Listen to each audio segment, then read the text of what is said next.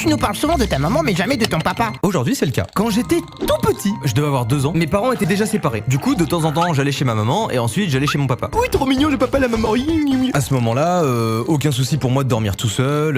Je suis un peu l'homme de la maison, tu vois. Pourquoi est-ce que je dis ça? Parce qu'un jour, je vais dormir chez mon père, donc ma mère me laisse sereinement et tout. Je reste plusieurs jours là-bas, puis je reviens chez ma mère. A priori, tout va bien. Ma mère à ce moment-là me prend, ne capte rien d'anormal et tout. Puis arrive le soir et je vais dormir dans mon lit. Ma mère éteint la lumière, ferme la porte et je me mets à hurler ma mère. Mais à hurler. Ma mère ouvre la porte, elle se dit qu'est-ce qui se passe et tout, et rien du tout. Juste, je me chie dessus. J'ai peur du noir. Alors qu'avant, je n'avais pas peur du noir. Du coup, ma mère s'interroge, elle se dit mais qu'est-ce qui se passe? Pourquoi? Et qu'est-ce qui s'est passé? Mais il y a eu une réelle enquête, il y a un inspecteur qui est venu et qui a dit ceci.